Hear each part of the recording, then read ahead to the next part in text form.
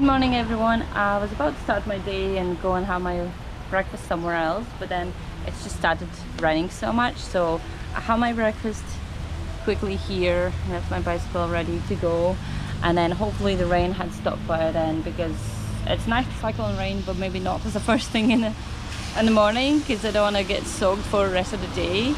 But yeah, it was raining harder before, now it's not too bad.